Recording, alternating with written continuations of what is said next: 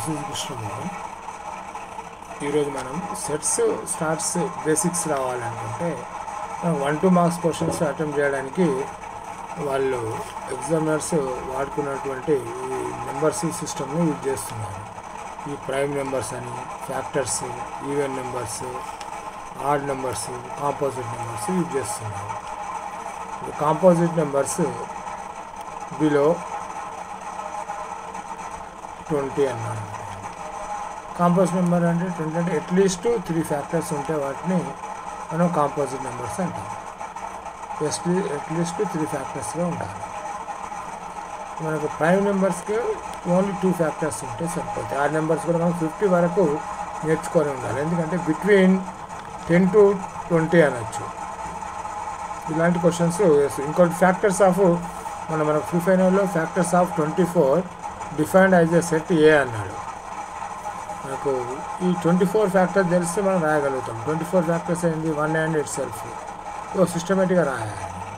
ఇంకా 2 and 12 okay, 3 8 24, ఇంకా 4 6 కూడా వస్తుంది. 4 6 ఇవే రిపీట్ అవుతాయి. కాబట్టి మనకి ఏ సెట్ ఎలిమెంట్స్ ఏమొస్తున్నాయి? మనకి ఇక్కడ 1 2 3 4 అసెండింగ్ ఆర్డర్ ఏదో ఒక ఆర్డర్ మెయింటైన్ చేస్తున్నాం కాబట్టి 8 12 24 అని తీసుకున్నాం. నెక్స్ట్ ఇంకా బీ సెట్ని ఏమి ఇచ్చినాడు? ఫ్యాక్టర్స్ ఆఫ్ 30 అన్నాడు. ఫ్యాక్టర్స్ ఆఫ్ 30 అన్నాడు. ఫ్యాక్టర్స్ ఆఫ్ 30 అన్నప్పుడు 30 ఫ్యాక్టర్స్ చెక్ చేసుకుంటాం. 1 and ఇట్ సెల్ఫ్ రాసుకుంటాం. 2 15 మోర్, ఇంకా 3 10 5 6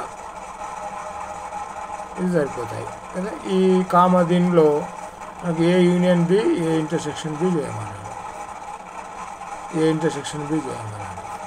ఇంకా మనం ఏం చేయాలి?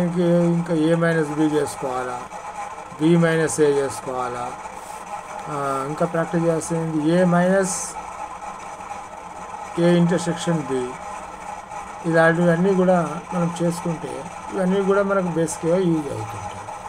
ఈ ప్రైమ్ నెంబర్స్ ఖచ్చితంగా నేర్చుకోండి. ఇంకా ఇప్పుడు మనకి ఇచ్చే క్వశ్చన్ మనం ఇంకా ఇదే క్వశ్చన్ను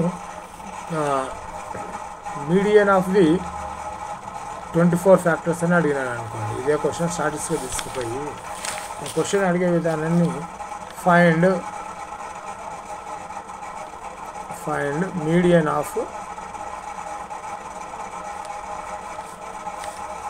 24 ఫ్యాక్టర్స్ అని ఇచ్చినాను. అదే క్వశ్చన్ నేను మారుస్తున్నాను. 24 ఫ్యాక్టర్స్ అంటే మనం అక్కడ రాసుకున్నాం కదా. 24 ఫ్యాక్టర్స్ మనకి ఇక్కడ ఎన్ని వచ్చినాయి చూడండి. దీంట్లో మీడియన్ అడుగుతున్నాడు. మన ఫ్యాక్టర్స్లో ఏ ఒక్కటి మిస్ చేసినా మనకి 1 రాయలేమనుకోండి, మీడియన్ చెప్పలేం. మీడియన్ అంటే అప్రాక్సిమేట్లీ